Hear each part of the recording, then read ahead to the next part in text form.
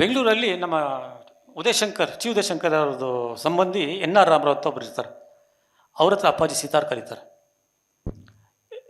ಪಂಡಿತ್ ರವಿಶಂಕರ್ ಯಾವಾಗ ಯಾವಾಗ ಬೆಂಗಳೂರು ಬರ್ತಾರೆ, ಅಪ್ಪಾಜಿ, ವರದಪ್ಪಣ್ಣ, ನಟ, ಅಮ್ಮ ರಾತ್ರಿ 8 ಗಂಟೆಗೆ ಮನೆ ಬಿಟ್ಟು ಜಯನಗರ 8 ಬ್ಲಾಕ್ ಅವ್ರ ಮನೆ ಬಂದು ಅವ್ರ ಜೊತೆ ಮಾತಾಡಿ ರವಿಶಂಕರ್ ಹತ್ರ ಆ ಘರಾನದ ಫುಲ್ ಮಾತುಕತೆ ಕೇಳಿ ವಾಪಸ್ ಹೋಗ್ತಾರೆ. ಅವ್ರು ಹೇಳಿದ್ದು,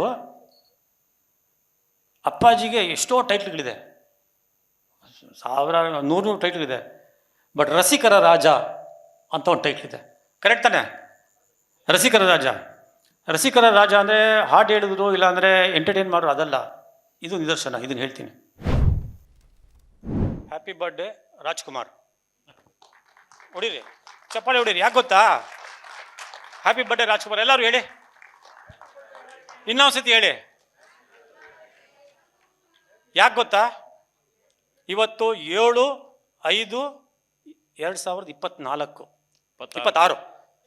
26 7/5/1954 ರಾಜ್ಕುಮಾರ್ ಹುಟ್ಟಿದ್ದು. ಸಿಂಗನೂರು ಪುಟ್ಟಸ್ವಾಮಯ್ಯ ಮುತ್ತುರಾಜು ಹುಟ್ಟಿದ್ದು 24/4/1929. ಸೊ ರಾಜ್ಕುಮಾರ್ ನಮಗೆ ಸಿಕ್ಕಿದ್ದು ಈ ದಿವಸ 54ರಲ್ಲಿ. 5 ತಲೆಮಾರು ನೋಡಿದೆ ರಾಜ್ಕುಮಾರ್ ಅವ್ರಿಗೆ, 5 ತಲೆಮಾರು ನೋಡಿದೆ. ಹಾಗಾಗಿ ಅಪ್ಪಾಜಿ ಹುಟ್ಟುಹಬ್ಬದ ಶುಭಾಶಯಗಳು, ರಾಜ್ಕುಮಾರ್ ಹುಟ್ಟುಹಬ್ಬದ ಶುಭಾಶಯಗಳು. ಇವಾಗ ಈ ಪುಸ್ತಕದ ಬಗ್ಗೆ ಮಾತಾಡಬೇಕು ಅಂದರೆ ನಾನು ನೋಟ್ಸ್ ಮಾಡ್ಕೊಂಡು ಬಂದಿದ್ದೀನಿ, ಓದ್ತೀನಿ, ಆ ಪೋಡಿಯಮ್ಗೆ ಹೋಗ್ತೀನಿ. It's better. Yogi doctor Rajkumar ಪುಸ್ತಕ ನಾವು ಸುಮಾರು ವರ್ಷಗಳಿಂದ ಪ್ಲಾನ್ ಮಾಡ್ತಾಯಿದ್ವಿ. ಅಪ್ಪಾಜಿ ನಾನು ಫಸ್ಟ್ ಟೈಮ್ ಮೀಟ್ ಮಾಡಿದ್ದು 1990ಲಿ 1990ರಲ್ಲಿ ನಾನು ಇಂಡಿಯನ್ ಎಕ್ಸ್ಪ್ರೆಸ್ಸಲ್ಲಿದ್ದಾಗ ನಮ್ಮ ಸ್ನೇಹಿತರೊಬ್ಬರು ಋಷಿಕೇಶ್ ಪಾಂಡೆ ಅಂತ, ಅವರು ನನಗೆ ರಾಜ್ಕುಮಾರ್ ಅವ್ರಿಗೆ ಇಂಟ್ರೊಡ್ಯೂಸ್ ಮಾಡಿಸ್ಕೊಟ್ರು. ಫಸ್ಟ್ ಟೈಮು ನಾವು ಅವ್ರ ಮನೆಗೆ ಹೋದಾಗ ಅಪ್ಪಾಜಿ ಅಮ್ಮ ಇಬ್ಬರು ನನಗೆ ಮಾತುಕತೆ ಮಾಡಿ ಫಸ್ಟ್ ಇಂಟ್ರೊಡಕ್ಷನ್ ಅದು. ಅವತ್ತು ಬರೀ ನಾನು ಪಾರ್ವತಮ್ಮ ರಾಜ್ಕುಮಾರ್ ಮತ್ತು ರಾಜ್ಕುಮಾರ್ಗೆ ಭೇಟಿ ಮಾಡಿದೆ. ನೆಕ್ಸ್ಟು ನಾನು ಮೀಟ್ ಮಾಡಿದ್ದು ಅಪ್ಪಾಜಿಗೆ ಅವ್ರ ಬರ್ತ್ಡೇಗೆ 91ನಲ್ಲಿ. ನನಗೆ ಅವ್ರ ಬಗ್ಗೆ ಖಚಿತವಾದ ಮಾಹಿತಿ ಇತ್ತು. ಅವರು ಗಜಲ್ಸ್ ಆಗಲಿ, ಥುಮ್ರೀಸ್ ಆಗಲಿ, ಟಪ್ಪಾಸ್ ಆಗಲಿ, ಖಯಾಲ್ಸ್ ಆಗಲಿ ಭಾಳ ಕೇಳ್ತಾಯಿದ್ರು. ಕರ್ನಾಟಿಕ್ ಮ್ಯೂಸಿಕ್ ಅವರು ಲೆಜೆಂಡು, ಅದರಲ್ಲೇನು ಡೌಟ್ ಇಲ್ಲ. ಬಟ್ ಅವ್ರಿಗೆ ಹಿಂದೂಸ್ತಾನಿ ಮ್ಯೂಸಿಕ್ ಬಗ್ಗೆ ಬಹಳ ಒಲವಿತ್ತು. ಅದ್ರ ಬಗ್ಗೆ ನನಗೆ ಖಚಿತವಾದ ಮಾಹಿತಿ ಇತ್ತು. ಯಾಕಂದರೆ ಅವ್ರ ಹಾಡುಗಳು ಹೇಳಿದರು, ಗೆಳತಿ ಬಾರದು ಇಂಥ ಸಮಯ, ಅದೆಲ್ಲ ಗಜಲ್ಸು, ಅದನ್ನೆಲ್ಲ ಅವ್ರು ಹೇಳಿದರು. ಸೊ ಹಾಗಾಗಿ ನಾನೇನು ಮಾಡಿದೆ, ಅವ್ರ ಬರ್ತ್ಡೇಗೆ ಒಂದು ಆಡಿಯೋ ಕ್ಯಾಸೆಟ್ ಕೊಟ್ಟೆ, ಗಜಲ್ ಆಲ್ಬಮ್ದು ಆಡಿಯೋ ಕ್ಯಾಸೆಟ್ ಕೊಟ್ಟೆ. ಅಪ್ಪಾಜಿ ನಿಮಗೆ ಹುಟ್ಟುಹಬ್ಬ ಶುಭಾಶಯಗಳು, ದಯವಿಟ್ಟು ತೊಗೊಳ್ಳಿ ಅಂತ. ಅವರು ಆ ಕ್ಯಾಸೆಟ್ ಇಸ್ಕೊಂಡಿದ್ದು ಅದೊಂಥರ ಬಹಳ ಮಾರ್ಮಿಕವಾಗಿತ್ತು. ಆ ಕ್ಯಾಸೆಟ್ನ ತಗೊಂಡು ಅಪ್ಪಾಜಿ ಕಣ್ಣು ಒತ್ಕೊಂಡ್ರು. ನನಗೆ ಫಸ್ಟ್ ಟೈಮ್ ಗೊತ್ತಾಯಿತು ರಾಜ್ಕುಮಾರ್ ಅಲ್ಲಿ ಯಾರೊಬ್ರು ಇದ್ದಾರೆ, ಮುತ್ತುರಾಜ್ ಇರ್ಬೋದೇನೋ ಅಂತ ನನಗೆ ಒಂದು ಗುಮಾನಿ. ಅದಾದಮೇಲೆ ನೆಕ್ಸ್ಟ್ ಟೈಮ್ ಮೀಟ್ ಮಾಡಿದಾಗ ಅಪ್ಪಾಜಿಗೆ ನಾನು ಒಂದು ವಿಡಿಯೋ ಕ್ಯಾಸೆಟ್ ಕೊಟ್ಟೆ. ನಮ್ಮ ಸ್ನೇಹಿತರು ಭಾಳ ಜನ ಆಲ್ಬರ್ಟ್ ಹಾಲ್, ವೆಂಬ್ಲಿ ಹಾಲ್, ಇಲ್ಲಾಂದರೆ ದುಬೈಯಲ್ಲಿ ಅವರು ಭಾಳ ಫ್ಯಾನ್ಸ್ ಇದ್ದಾರೆ. ಅವ್ರು ಹೇಳಿದೆ ನನಗೆ ಥರ ಯಾವುದಾದ್ರು ಒಂದು ವಿಡಿಯೋ ಕ್ಯಾಸೆಟ್ ಇದ್ದಾಗ ಕಳಿಸ್ಕೊಡಿ ಅಂತ. ಅವರು ಗಜಲ್ಸ್ ಆಲ್ಬಮ್ದು ವಿಡಿಯೋ ಕ್ಯಾಸೆಟ್ ಮಾಡಿ ನನಗೆ ಕಳಿಸ್ಕೊಟ್ರು. ಅದು ಅಪ್ಪಾಜಿ ಬರ್ಡೇಗೆ 91 ಬರ್ತ್ಡೇಗೆ ಕೊಟ್ಟೆ. ನಾನು ಅವಾಗ ಚಿಕ್ಕವನು, ಐ ವಾಸ್ 27 or 28, 28 ವರ್ಷ ನನಗೆ. ಉತ್ಸಾಹನೋ ಇಲ್ಲಾಂದರೆ ಸ್ಟಾರ್ ಸ್ಟಕ್ ಅಂತಾರಲ್ಲ, ನಾನೇನು ಮಾಡಿದೆ ಅಪ್ಪಾಜಿಗೆ, ಅಪ್ಪಾಜಿ ಹುಟ್ಟುಹಬ್ಬದ ಶುಭಾಶಯಗಳು, ಈ ವಿಡಿಯೋ ಕ್ಯಾಸೆಟ್ನ ನಿಮ್ಮ ಪಾದ ಕಮಲಕ್ಕೆ ಅರ್ಪಿಸ್ತೀನಿ ಅಂದೆ. ನೀವು ಈ ಮಾತು ಕೇಳಿದ್ರೆ ಆಶ್ಚರ್ಯ ಪಡುತ್ತೆ. ಅಯ್ಯೋ ಸರಸ್ವತಿ ನನ್ನ ಕಾಲ್ಗ? ಇಲ್ಲ, ನನ್ನ ತಲೆ ಮುಕುಟದಲ್ಲಿ ಇರಬೇಕು, ಕುಡಿ ಅಂದ್ಬಿಟ್ಟು ವಿಡಿಯೋ ಕ್ಯಾಸೆಟ್ನ ತಲೆ ಮೇಲೆ ಇಟ್ಕೊಂಡ್ರು. ಅಮ್ಮಂಗೆ ಕೊಟ್ಟರು ಅದನ್ನು. ನನಗೆ ಗೊತ್ತಾಯ್ತು, ಇದರಲ್ಲಿ ಡೆಫಿನೆಟಾಗಿ ಮುತ್ತುರಾಜು ಇದ್ದಾನೆ ಅಂತ. 3ನೇ ಸತಿ ನಾನು ಅವ್ರಿಗೆ ಒಂದು ಕ್ಯಾಸೆಟ್ ಕೊಟ್ಟೆ, ಟಿಪ್ಸ್ದು, ಥುಮ್ರೀಸ್ದು, ಭಾಳ ಆರ್ಟಿಸ್ಟ್ಗಳು ಹೇಳಿದರು, ಅದನ್ನು ಕೊಟ್ಟೆ. ಅದು ಆಲ್ಬಮ್ ನೋಡಿ ಇದರಲ್ಲಿ ಯಾವ ಹಾಡುಗಳಿದೆ ಅಂದರು. ಇನ್ಲೆ ಕಾರ್ಡು ಇಂಗ್ಲೀಷಲ್ಲಿತ್ತು. ಅಪ್ಪಾಜಿ ಇದರಲ್ಲಿ ಸಿಂಧು ಭೈರವಿ ಇದೆ ಅಂದೆ. ಅವ್ರಿಗೆ ಕಣ್ಣಲ್ಲಿ ನೀರೇ ಬಂದ್ಬಿಡ್ತು. ಯಾಕೆ ಏನಾಯ್ತು ಅಪ್ಪಾಜಿ ಅಂದೆ. ಇಲ್ಲ, ಸಿಂಧು ಭೈರವಿ ನಮ್ಮ ಅಪ್ಪಾಜಿಗೆ ಭಾಳ ಇಷ್ಟ ಅಂದರು. ನನಗೆ ಖಚಿತ ಆಗೋಯ್ತು, ಓ ರಾಜ್ಕುಮಾರ್ ಮೀಟ್ ಮಾಡೋದ್ರಲ್ಲಿ ಅರ್ಥ ಇಲ್ಲ, ಮುತ್ತುರಾಜು ಮೀಟ್ ಮಾಡಬೇಕು ಅಂದ್ಕೊಂಡು. ಅದಾದಮೇಲೆ ನಾನು ಈ 3 ಪ್ರಸಂಗಗಳನ್ನ ನಾನು ಮೆಲುಕು ಹಾಕಿದೆ. ಆ 3 ಪ್ರಸಂಗಗಳ ಮೆಲುಕು ಹಾಕಿದಾಗ ನನಗೆ ಗೊತ್ತಾಯಿತು, ರಾಜ್ಕುಮಾರ್ ತೆರೆ ಮೇಲೆ ಇರ್ತಾರೆ, ಬಟ್ ಮುತ್ತುರಾಜು ಅವ್ರದ್ದು ಅಂತರಂಗದಲ್ಲಿ ಏನೋ ನಡೀತಾ ಇದೆ, ಇವರಲ್ಲಿ ಏನೋ ಇದೆ ಅಂತ ನಾನು ಆವಾಗಿಂದ ಮುತ್ತುರಾಜು ಅವ್ರ ಅಂತರಂಗನ ಕದನ ತಟ್ಟಕ್ಕೆ ಸ್ಟಾರ್ಟ್ ಮಾಡಿದೆ. ಈ ಪುಸ್ತಕದಲ್ಲಿ ನಾನು ಯಾವಾಗ ಮೀಟ್ ಮಾಡಿದೆ ಅಪ್ಪಾಜಿಗೆ ಇಲ್ಲ ರಾಜ್ಕುಮಾರ್ ಅವ್ರಿಗೆ, ಮುತ್ತುರಾಜನೇ ಬರ್ತಾಯಿದ್ದು. ಇದರಲ್ಲಿ ಫಸ್ಟು ಚಾಪ್ಟರ್ ಹೇಗೆ ಬರುತ್ತೆ ಅಂದರೆ, ರಾಗ್ ಪಹಾಡಿ ಅಂತ, ಅದು ಗಜಲ್. ಇವಾಗ ನಮ್ಮ ಸ್ನೇಹಿತರು ಹೇಳಿದ್ರು, ರಾಗ್ ಪಹಾಡಿಗೆ ಕರ್ನಾಟಿಕ್ ಈಕ್ವಲ್ಸ್ ಇದೆ. ಎಲ್ಲ ಹಿಂದೂಸ್ತಾನಿ ಮ್ಯೂಸಿಕಲ್ಲಿ ಏನಿದೆ ರಾಗಗಳು ಅದಕ್ಕೆ ಸಮಕಾಲೀನವಾಗಿ ಕರ್ನಾಟಕರು ಇದೆ. ನಾನು ಹೇಳಿದೆ, ಅಪ್ಪಾಜಿ ನೀವು ಭಾಳ ಚೆನ್ನಾಗಿ ಹೇಳಿದ್ದೀರಾ, ಅದರಲ್ಲೂ ಹಮ್ಮಿಂಗು ಭಾಳ ಚೆನ್ನಾಗಿದೆ ನೋಡಿ ಅಂದೆ. ಇಲ್ಲ ಮಂಜುನಾಥ್, ನಂಗೆ ಏನೋ ಅನಿಸುತ್ತೆ, ಆ ಹಾಡುಗಳೆಲ್ಲ ಕೇಳಿದಾಗ ನಂಗೆ ಏನು ಅನಿಸುತ್ತೆ ಅಂದರೆ, ನಾನು ಗಾಜನೂರ್ಗೆ ಹೋಗಬೇಕು, ಕೊಳ್ಳೇಗಾಲಕ್ಕೆ ಹೋಗಬೇಕು, ಇಲ್ಲಾಂದರೆ ನಮ್ಮೂರಿಗೆ ಹೋಗಬೇಕು ಅಂದೆ. ಯಾಕೆ ಅಪ್ಪಾಜಿ? ಇಲ್ಲ, ಈ ರಾಗಗಳೆಲ್ಲ ನಮ್ಮ ಅಪ್ಪಾಜಿ ಸಿಗ್ನಲ್ ಪುಟ್ಟಸ್ವಾಮಿ ಅವರು ನನಗೆ ಹೇಳ್ಕೊಡ್ತಾಯಿದ್ರು. ಹೇಗೆ ಹೇಳ್ಕೊಡ್ತಾಯಿದ್ರು ಅಂದರೆ, 4 ಗಂಟೆಗೆ ಎಬ್ಸ್ಬಿಡೋದು ಮಕ್ಕಳಿಗೆ, ದೊಡ್ಡ ಹಂಡೆನ ನೀರು ತುಂಬಿಸೋದು, ಆ ಹಂಡೆನ ಅವರು ಅಪ್ಕೋಬೇಕು ಗಟ್ಟಿಯಾಗೆ, ಅದು ರಾಗ ವಿಸ್ತಾರ ಮಾಡಬೇಕು, ಸ್ವರ ವಿಸ್ತಾರ ಮಾಡಬೇಕು. ಹಾಗಾಗಿ ಕಲ್ತಿದ್ದು ಸ್ವರಗಳು ವಿಸ್ತಾರ. ತಾಳ ಹೆಂಗೆ ಅಂದರೆ, ತಾಳ ಕೌಂಟ್ ಮಾಡಬೇಕು. ಆ ತಾಳ ಏನಾದ್ರು ಮಿಸ್ ಆದರೆ ಒಂದು ಶಾರ್ಟ್. ಆ ಭಯಕ್ಕೆ ವರದಪ್ಪ, ಅಪ್ಪಾಜಿ, ಶಾರದಮ್ಮ ಮ್ಯೂಸಿಕ್ ಕಲ್ತಿರೋದು ಭಯಕ್ಕೆ. ನೋಡಿ ಮಂಜುನಾಥ್, ನಾನು ಹೋದಾಗೆಲ್ಲ ನೀವು ಕೊಟ್ಟಿರೋ ಕ್ಯಾಸೆಟ್ ನಾನು ಹಾಕ್ಕೊಂಡು ಕಾರಲ್ಲಿ ಕೇಳ್ತೀನಿ. ನಾನು ಹೋಗ್ತಾ ಬೆಂಗಳೂರು ಬಿಟ್ಟು, ಪುನೀತ್ ಫಾರ್ಮ್ ಬಿಟ್ಟು ನಾನು ಆಚೆ ಕಡೆ ಹೋದಾಗ ನಾನು ಮುತ್ತುರಾಜು ಆಗ್ಬಿಡ್ತೀನಿ. ಇನ್ಮೇಲೆ ನೀವು ನನ್ನ ಹತ್ರ ಬಂದು ಈ ಥರ ಸಂಗತಿಗಳು ಹೇಳಬೇಕು ಅಂದರೆ. ಅದೇನಾಯಿತು, ನನಗೆ ಮುನ್ನುಡಿ ಆಯಿತು. ಈ ಅಪ್ಪಾಜಿಯಲ್ಲಿ ಮುತ್ತುರಾಜುನ ಮೀಟ್ ಮಾಡುವಂಥ ಮುನ್ನುಡಿ ಅದಕ್ಕೆ ಬರೀತು. ನೆಕ್ಸ್ಟು ನನಗೆ ಒಂದು ಸತಿ ನಾನು ಆಫೀಸ್ ಕೆಲಸ ಇತ್ತು, ಚಾಮುಂಡೇಶ್ವರಿ ಸ್ಟುಡಿಯೋಸ್, ಕನ್ನಿಂಗ್ಹ್ಯಾಮ್ ರೋಡ್, ಅಲ್ಲಿಗೆ ಹೋಗಿದ್ದೆ. ಅಲ್ಲಿ ಹೋಗೋಕ್ಕಿಂತ ಮುಂಚೆ ನಾನು ಒಂದು ಗಜಲ್ ಕೇಳ್ಕೊಂಡಿದ್ದೆ, ಒಂದು ಗಜಲ್ ಕಾರಲ್ಲಿ. ನನಗೆ ಗೊತ್ತಿರಲಿಲ್ಲ ಏನು ರಾಗ ಇದು ಅಂತ. ನನಗೆ ಏನಿಸ್ತು, ಇದು ಮೋಸ್ಟ್ಲಿ ರಾಗ್ ಕಾಫಿ ಇರಬೇಕು ಅಂದ್ಬಿಟ್ಟು ಹೋದೆ. ಅಪ್ಪಾಜಿನೂ ಅಮ್ಮ ಇಬ್ಬರು ಅವಾಗ ತಾನೇ ಕಾಂಟೆಸಕಾರ ಇದ್ದಂತ ಕಾಣಿಸುತ್ತೆ, ದೊಡ್ಡದೊಂದು ಕಾಂಟೆಸಕಾರ ಇಳಿದ್ರು ಚಾಮುಂಡೇಶ್ವರಿ ಸ್ಟುಡಿಯೋಲಿ. ನಾನು ನೋಡ್ತಾ ಇದ್ದೆ. ಅಪ್ಪಾಜಿ ಅಮ್ಮ ಇಳಿದ್ಬಿಟ್ಟು, ಅಪ್ಪಾಜಿ ಏನು ಮಾಡಿದ್ರೆ, ದೊಡ್ಡದು ಮರ ಇದೆ ಅಲ್ಲಿ, ಹೋಗಿ ಫಸ್ಟು ಚಪ್ಪಲಿ ತೆಗೆದು ಉದ್ದಂಡ ನಮಸ್ಕಾರ. ನೀವೆಲ್ಲ ನಂಬಬೇಕು, ಸಭಿಕರೇ ಎಲ್ಲ ನಂಬಬೇಕು. ಉದ್ದಂಡ ನಮಸ್ಕಾರ ಹೆಂಗೆ ಅಂದರೆ, ಹಣೆನ ತಲಗಿಸಿದ್ರು ನೆಲಕ್ಕೆ, ಹಣೆನ ತಗಲಿಸಿ ನಮಸ್ಕಾರ ಹಾಕಿ ಬಂದರು. ನನಗೆ ನೋಡಿದ್ರು, ಏನು ಸಮಾಚಾರ ಅಂದರು. ಈ ಸ್ವಲ್ಪ ಕೆಲಸ ಇದೆ ಅಪ್ಪಾಜಿ ಅಂದೆ. ಸರಿ, ಒಂದು 20 ನಿಮಿಷ ಇರಿ, ನಾನು ಕರಿತೀನಿ ಅಂದರು. 20 ನಿಮಿಷ ಆದಮೇಲೆ ಕರೆದ್ರು.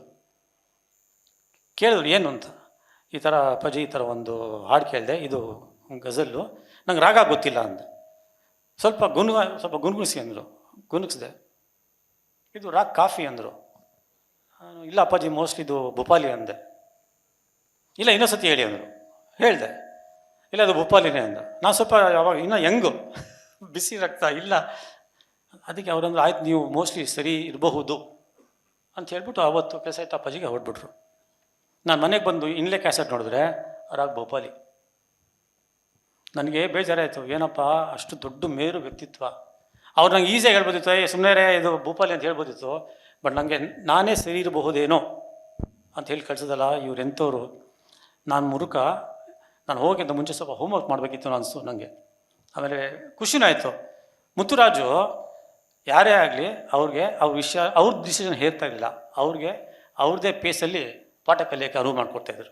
So I was a great teacher. ಇನ್ನೊಂದು ದಿವಸ, ಇದು ಭಾಳ ಅದ್ಭುತವಾದ ಕಥೆ ಇದು. ನಾನು ಶಿವಣ್ಣ ಸಪಾಟ ಗಾರ್ಡನ್ ಇದರಲ್ಲಿ ಪ್ಯಾಲೇಸ್ ಗ್ರೌಂಡ್ಸಲ್ಲಿ ಮೀಟ್ ಮಾಡಿದ್ವಿ. ಶಿವಣ್ಣಗೆ ಏನೋ ಕೆಲಸ ಆಯಿತು ಮನೆಯಲ್ಲಿ, ಸ್ವಲ್ಪ ಮನೆ ಹೋಗೋಣ ಬಾ ಅಂದರು. ಸೊ ಹೋದ್ವಿ. ಹೋದರೆ ಫಸ್ಟ್ ಫ್ಲೋರಲ್ಲಿ ಅಪ್ಪಾಜಿನೂ ಅಪ್ಪಣ್ಣ ಕೂತ್ಕೊಂಡಿದ್ರು. ಅಪ್ಪಣ್ಣ ಅಂದರೆ ವರದರಾಜು. ನನಗೆ ನೋಡಿದ್ರು, ಏನು ಸಮಾಚಾರ ಅಂದರು. ಏನಿಲ್ಲ ಅಪ್ಪಾಜಿ, ಈ ಥರ ಒಂದು ಹೊಸ ಆಲ್ಬಮ್ ಬಂದಿದೆ, ಕೇಳಿದ್ದೀರಾ ಅಂದೆ. ಯಾವುದು ಅಂದರು. ಆವಾಗ ತಾನೇ ಮನೋಹರಣ್ಣ ರಿಲೀಸ್ ಮಾಡಿದ್ದು ಒಂದು ರೋಜಾ, ಫುಲ್ ಪೇಜ್ ಆ್ಯಡ್ ಕೊಟ್ಟಿದ್ದು ಸ್ಕ್ರೀನಲ್ಲೆಲ್ಲ. ಹೇಳಿದೆ, ಅಪ್ಪಾಜಿ ನೋಡಿ ಇದು ಒಂದು ಆಲ್ಬಮ್ ಭಾಳ ಚೆನ್ನಾಗಿದೆ ಅಂತ. ವರದಣ್ಣ ಬಂದರು, ಅಪ್ಪಣ್ಣ ಬಂದರು. ಯಾವ್ದು ಕೇಳಿದ್ದೀರಾ ನೀವು ಅಂದರು. ಈ ಥರ ಹರಿಹರನು ಅವರು ಹೇಳಿರೋದು ಕೇಳಿದ್ದೀನಿ ಅಂದೆ. ಭಾಳ ಚೆನ್ನಾಗಿ ಹೇಳಿದ್ದಾನೆ, ಇದು ಹೊಸ ಮ್ಯೂಸಿಕ್ ಡೈರೆಕ್ಟರ್ ಅಲ್ವಾ ಅಂದರು. ಹೌದು, ದಿಲೀಪ್ ಇವಾಗ AR ರೆಹಮಾನ್ ಆಗಿದ್ದಾನೆ ಅಂದ. ಇಲ್ಲ, ಅವ್ನು ಒಳ್ಳೆ ಕೀಬೋರ್ಡ್ ಪ್ಲೇಯರು, ಚೆನ್ನಾಗಿ ಮಾಡಿದ್ದಾರೆ ಮ್ಯೂಸಿಕ್ಕು ಅಂದರು.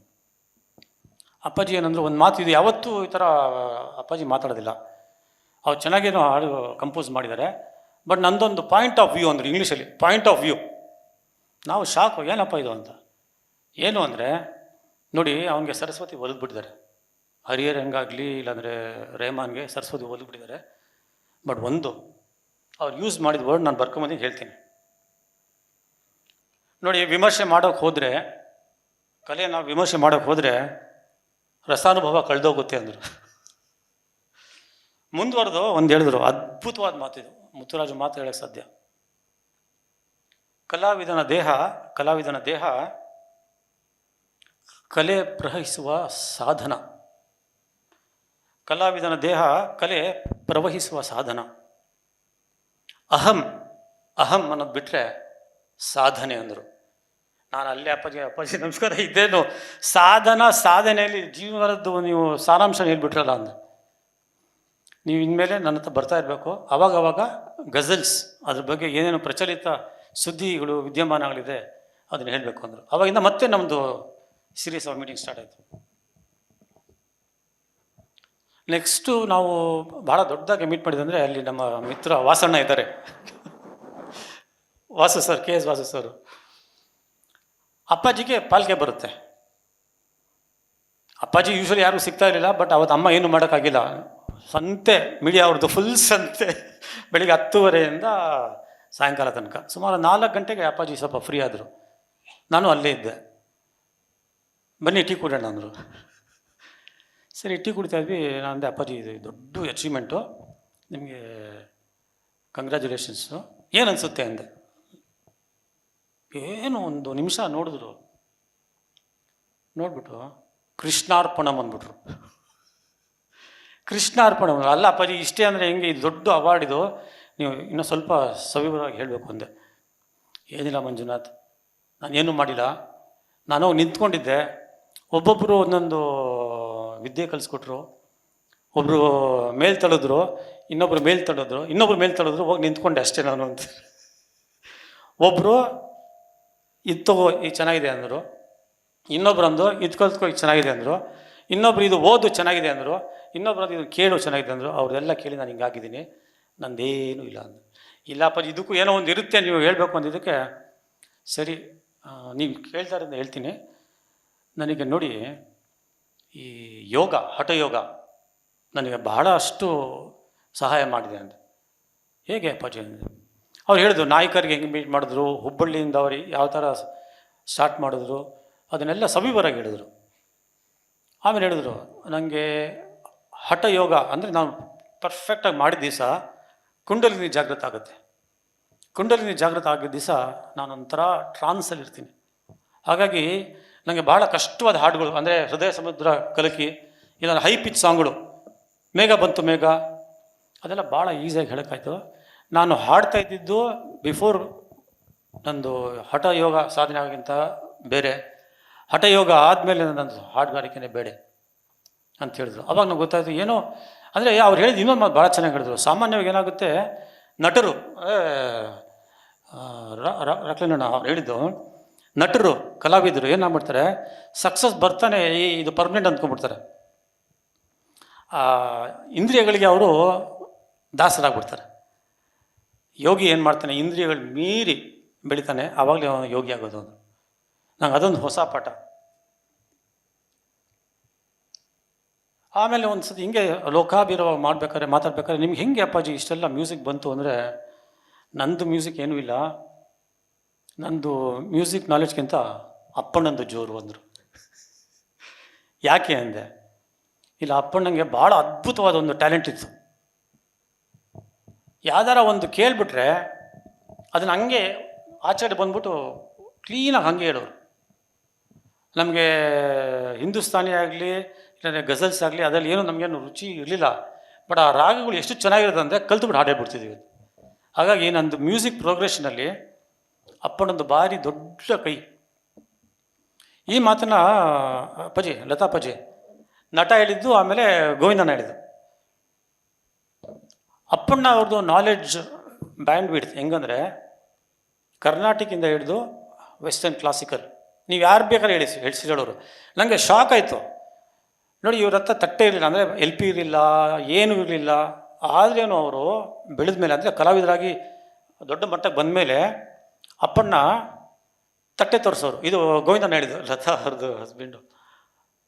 ವೆಸ್ಟರ್ನ್ ಕ್ಲಾಸಿಕಲ್ ತಂದು ಇನ್ಸ್ಟ್ರೂಮೆಂಟ್, ಆ ಸಾಂಗ್ಸ್ನ, ಇನ್ಸ್ಟ್ರೂಮೆಂಟಲ್ ಮ್ಯೂಸಿಕ್ನ ದೊಡ್ಡ ಮನೇಲಿ ಎಲ್ಲ ಮಕ್ಕಳು ಕೇಳಬೇಕು. 8:30 ಲೈಟ್ ಆಫ್ ಮಾಡಿ ದೊಡ್ಡ ಮಕ್ಕಳು ಎಲ್ಲ ವೆಸ್ಟರ್ನ್ ಕ್ಲಾಸಿಕಲ್ ಕೇಳಬೇಕು. ನಟ ಹೇಳಿದ್ದು. ಮಂಜು, ನಮಗೆ ಆ ಕಾಲಘಟ್ಟದಲ್ಲಿ ಯಾವ ಮ್ಯೂಸಿಕ್ಕು, ಯಾರ್ದು ಏನು ಕಂಪೋಸಿಷನ್ ಗೊತ್ತಿತ್ತು, ಅಷ್ಟು ಪಾಠ ಅಪ್ಪಣ್ಣ ಕಲಿಸಿದ್ರು. ಹಾಗಾಗಿ ಅಪ್ಪಾಜಿದು ಮ್ಯೂಸಿಕಲ್ ಪ್ರೊಫೆಷನಲ್ಲಿ ಅಪ್ಪಣ್ಣದು ಭಾರಿ ದೊಡ್ಡ ಪಾತ್ರ. ಅದಕ್ಕೆ ನೀವೆಲ್ಲರೂ ಚಪ್ಪಾಳೆ ಹೊಡಿಬೇಕು. ಅದ್ಭುತ. ಇನ್ನೊಂದು ಆ್ಯಂಗಲ್ ಅಪ್ಪಣ್ಣಂದು ಹೇಳ್ತೀನಿ, ಇದು ನಟರಾಜ್ ಹೇಳಿದ್ದು. ಅಪ್ಪಣ್ಣಂಗೆ ಮ್ಯೂಸಿಕ್ ಬಗ್ಗೆ ಆಗಲಿ ಎಲ್ಲ ಬಗ್ಗೆನೂ ಭಾಳ ಒಲವಿತ್ತು. ಸಂಪತ್, ನಿಮ್ಗೆ ಗೊತ್ತಿರಲಿದ್ದು, ಅವರು ಒಂದು ಕಾಯಿನ್ ಮಾಡಿದ್ದು ವರ್ಡು, ಅಂದರೆ ಭಾಳ ಸಿಂಪಲ್ ಆಗಿ ABC ಆಫ್ ಲೈಫ್. ಏನು ABC ಆಫ್ ಲೈಫ್ ಅಂದರೆ arts, books, culture. Arts, books and culture, ಇದು ಅವ್ರದ್ದು ಕ್ಲಬ್ಬು. ಅದಕ್ಕೆ ಯಾರ್ಯಾರು ಮೆಂಬರ್ಸು? ಚಿ ಉದಯಶಂಕರ್, ಪಿ ಶ್ರೀನಿವಾಸು, ಉಪೇಂದ್ರ ಕುಮಾರು, GK ವೆಂಕಟೇಶು, ಇವರು ಅಪ್ಪಾಜಿ, ABC ಕ್ಲಬ್ ಮೆಂಬರ್ಸು. ಏನಂದರೆ ಭಾಳ ಬ್ರಿಲಿಯಂಟು ಅಪ್ಪಣ್ಣ ಸರು. ನೀವೆಲ್ಲ ಬ್ರಿಟಾನಿಕಾ ಸೀರೀಸ್ ಗೊತ್ತಿರ್ಬೋದು. ನಮ್ಮವ್ರಿಗೆ ಬ್ರಿಟಾನಿಕಾ ಸೀರೀಸ್ ಅಂದರೆ ಅದು ಎನ್ಸೈಕ್ಲೋಪೀಡಿಯಾ. ನಾವೇನೇ ಲೇಟೆಸ್ಟ್ ಕಲಿಬೇಕಂದ್ರೆ ಅದು ಎನ್ಸೈಕ್ಲೋಪೀಡಿಯಾ. ಎವ್ರಿ ಇಯರ್, ಹೊಸ ವರ್ಷ ಯಾವಾಗಲೇ ಬಂದರೂ ಆ ಎನ್ಸೈಕ್ಲೋಪೀಡಿಯಾ ತಂದು ರೆಫರ್ ಮಾಡೋರಂತೆ. ನಾನು ಸತಿ ಮಾತಾಡ್ಬೇಕಾದ್ರೆ ಹೇಳಿದ್ರು, ಮಂಜುನಾಥ್ ನೋಡಿ, ನಾವು ಫಾರಿನ್ಗೆಲ್ಲ ಹೋಗ್ತೀವಿ, ಅಲ್ಲಿ ಹೋಗ್ತೀವಿ, ಇಲ್ಲಿ ಹೋಗ್ತೀವಿ, ಇದು ಸೌಮ್ಯಂಗೂ ಗೊತ್ತಿರಬೇಕು. ನಂಗೆ ಒಂದ್ಸತಿ ಕೇಳಿದ್ರು, ನೀವು ಪ್ಯಾರಿಸ್ಗೆ ಹೋಗಿದ್ದೀರಾ ಅಂದರು. ಇಲ್ಲ, ನಾನು 2004 ಹೋಗಿದ್ದೆ.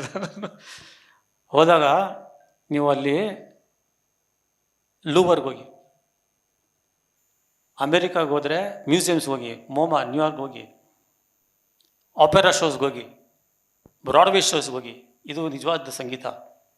ಎಲ್ಲ ಸಂಗೀತನೂ ಒಂದೇ, ಜಾಗತಿಕವಾಗಿ ಸಂಗೀತಗಳೆಲ್ಲ ಒಂದೇ, ಹೋಗಿ ಬನ್ನಿ ಅಂತ ಹೇಳಿದ್ರು. ಆವಾಗಿಂದ ನನಗೆ ಸ್ವಲ್ಪ ಕಲೆ ಮೇಲೂ ಸ್ವಲ್ಪ ಆಶ್ಚರ್ಯ ಆಯಿತು. ಆಮೇಲೆ ಅದ್ರ ಮೇಲೆ ನನಗೆ ಇಂಟ್ರೆಸ್ಟ್ ಬಂತು.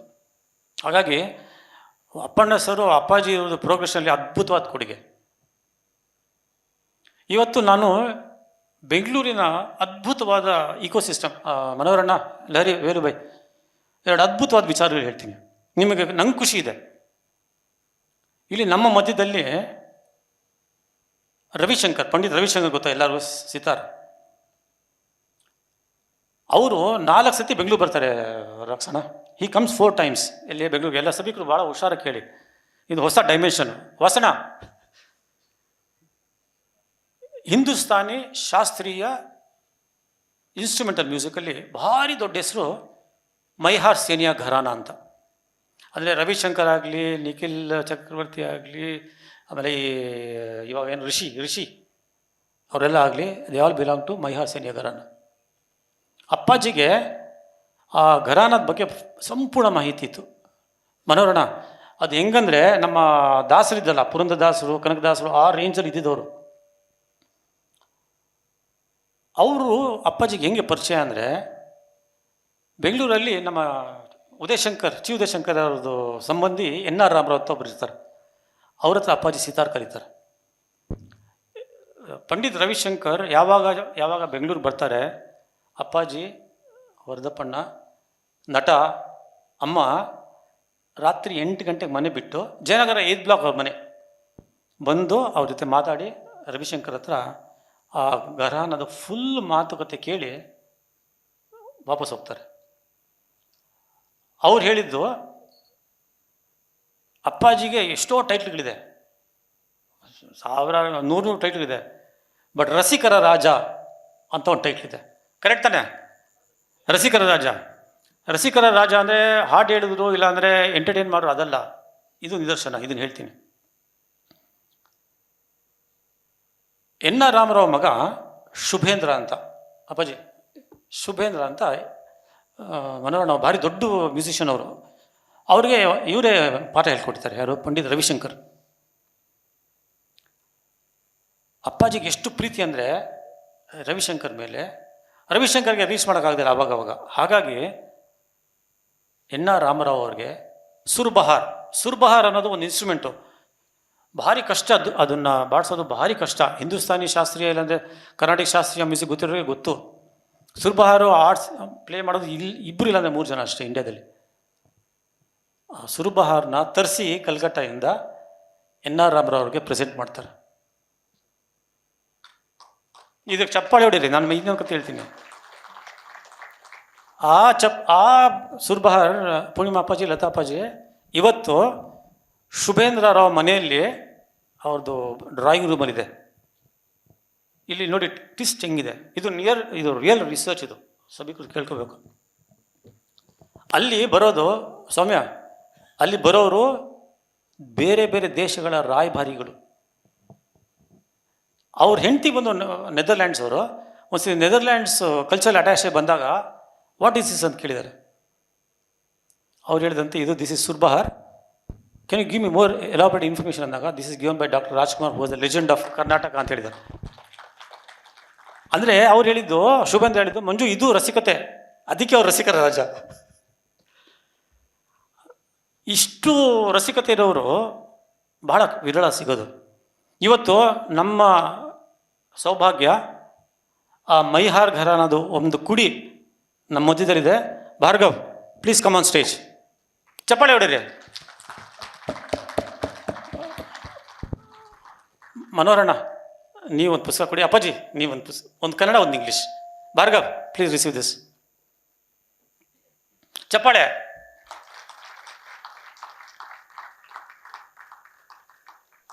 ಇದು ಆರ್ ಕೆ ಘರಾನ, ಅಂದರೆ ನಾನು ಅಪ್ಪಾಜಿ ಫ್ಯಾಮಿಲಿಗೆ ಆರ್ ಕೆ ಘರಾನ ಅಂತೀನಿ, ಹೊಸಣ ರಾಜ್ಕುಮಾರ್ ಘರಾನ. ಇದು ರಾಜ್ಕುಮಾರ್ ಘರಾನ, ಆರ್ ಕೆ ಘರಾನ ಮತ್ತು ಮೈಹಾರ್ ಘರಾನದ ಸ್ನೇಹ ಸಂಕೇತ. Bhargav, thank you very much for coming. Thank you very much. God bless you. God bless you, God bless you, God bless you, God bless you.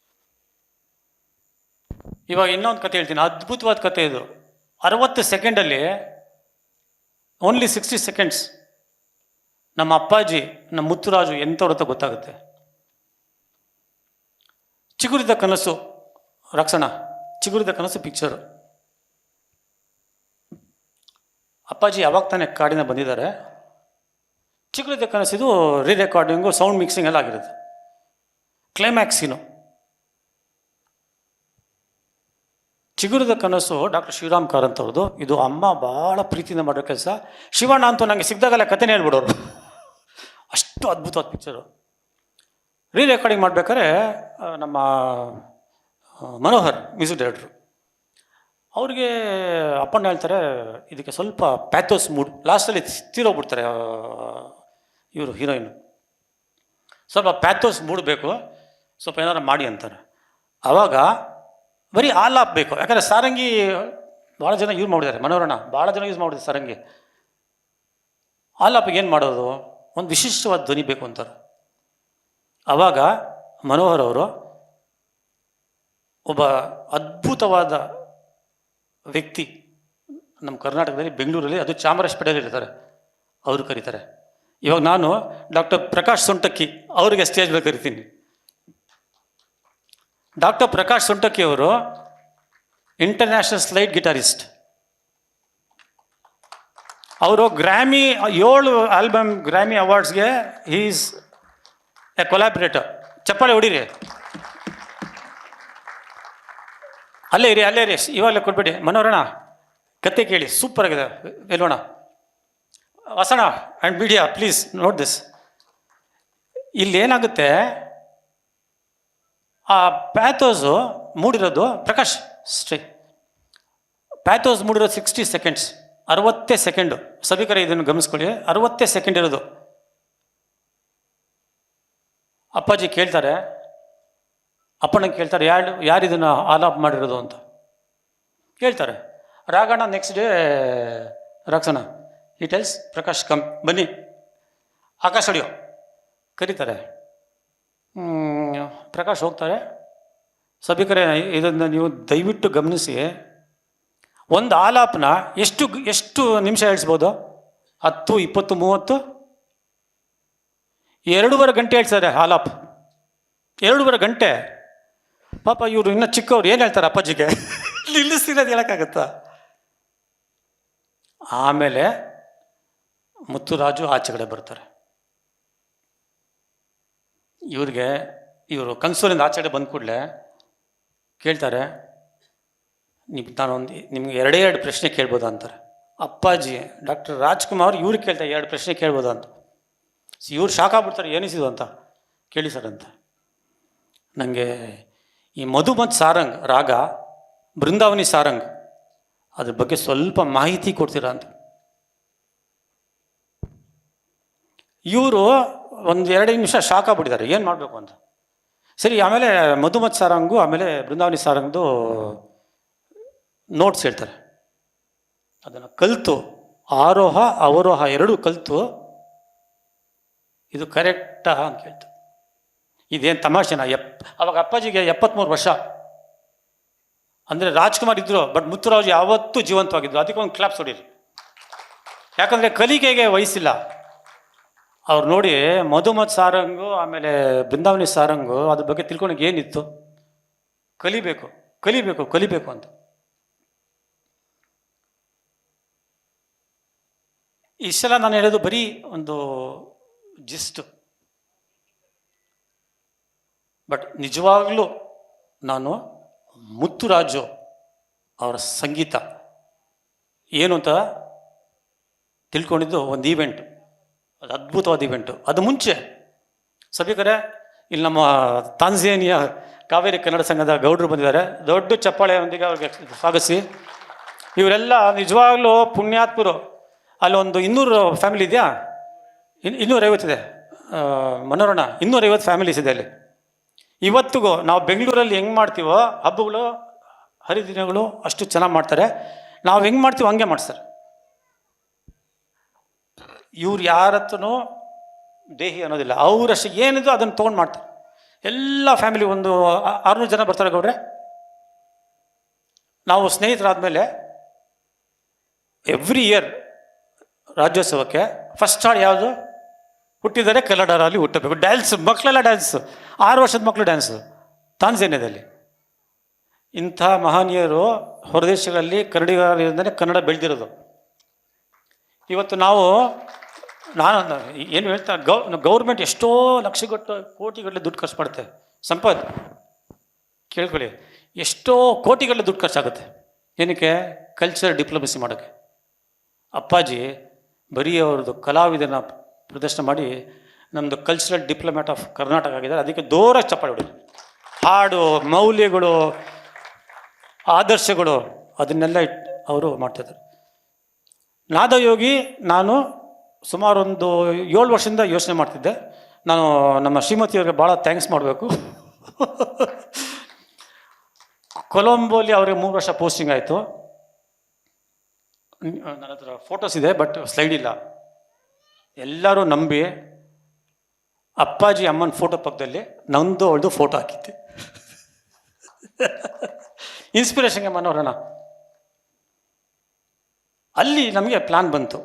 ಇವಾಗ ಅಮ್ಮನ ಪುಸ್ತಕ ಆಗ್ಬಿಡಿತಲ್ಲ ಸೌಮ್ಯ, ಅವಾಗ ಆಗ್ಬಿಟ್ಟಿತ್ತು. ಸೌಮ್ಯ ಅಂದರೆ ನೀವು ಬರ್ಕೊಂಡೋಗಿ ನಾನು ಅದನ್ನು ಕೊಲೇಜ್ ಮಾಡಿ ಅದನ್ನು ಡಿಸೈನ್ ಮಾಡಿ ಕಾನ್ಸೆಪ್ಟ್ ಮಾಡ್ಕೊಳ್ತೀನಿ ಅಂದರೆ.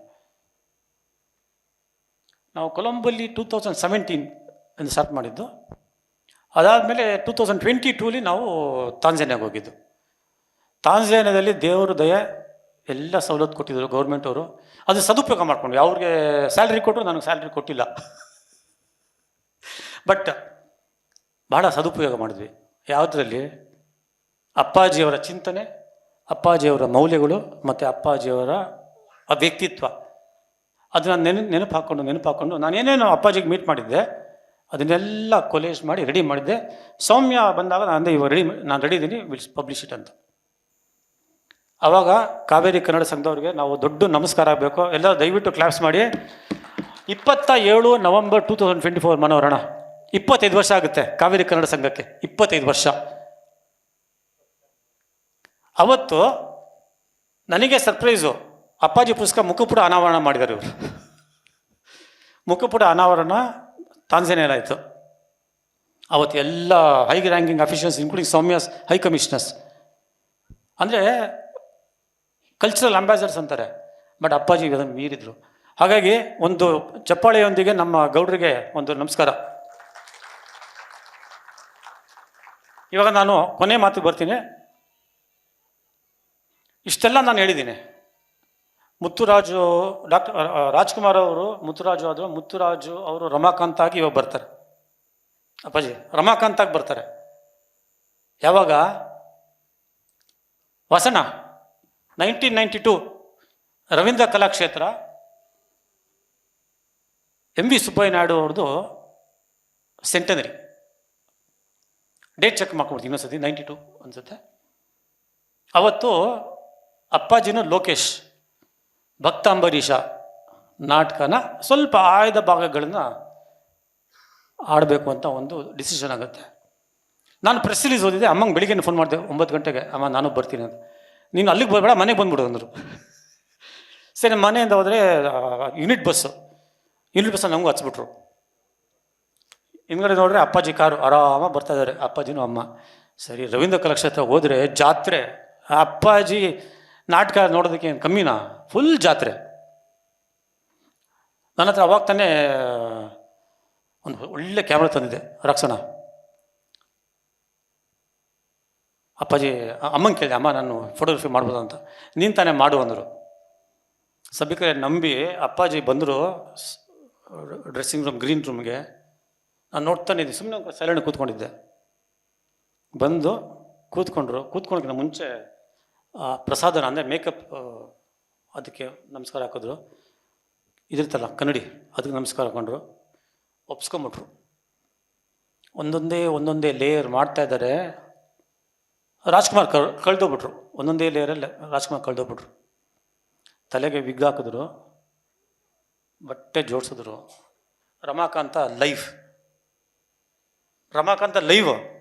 ನಾನು ನೋಡ್ತಾ ಇದ್ದೀನಿ, ಏನಪ್ಪ ಇದು ಮ್ಯಾಜಿಕ್ಕು ಅಂತ.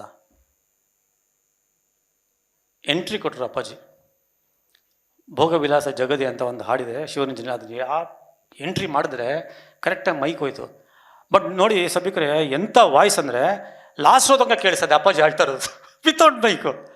ಚಪ್ಪಾಳೆ ಹಾಕಿ ಅದಕ್ಕೊಂದು ಲಾಸ್ಟ್ ರೋ ತನಕ ಕೇಳಿಸ್ತದೆ, ಅಷ್ಟು ವಾಯ್ಸ್.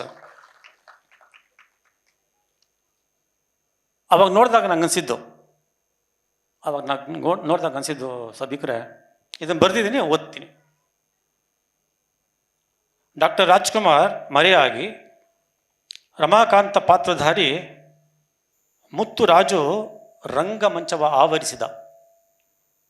ಡಾಕ್ಟರ್ ರಾಜ್ಕುಮಾರ್ ಮರೆಯಾಗಿ ರಮಾಕಾಂತ ಪಾತ್ರಧಾರಿ ಮುತ್ತುರಾಜು ರಂಗಮಂಚವ ಆವರಿಸಿದ ಆ ಕ್ಷಣಗಳು ಅತಿಶಯ. ಆಗ ನನಗೆ ಅನಿಸಿದ್ದು, ಮುತ್ತುರಾಜು ಅವರ ಸಂಗೀತಯಾನ ಸಂಗೀತಮಯವೋ, ಮುತ್ತುರಾಜು ಅವರ ಸಂಗೀತಮಯವೋ, ಗಾನಗಂಧರ್ವ ಓರ್ವನ ಭೂಸ್ಪರ್ಶವೋ.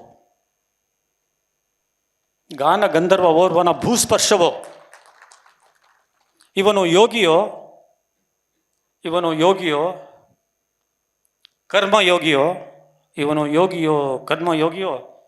ನಾದಯೋಗಿಯೋ.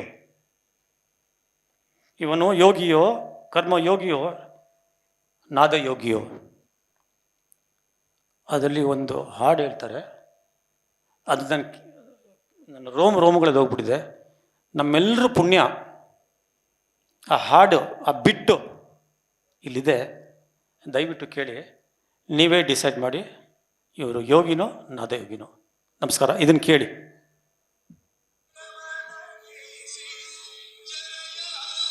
ಕೇಳಿಸದ?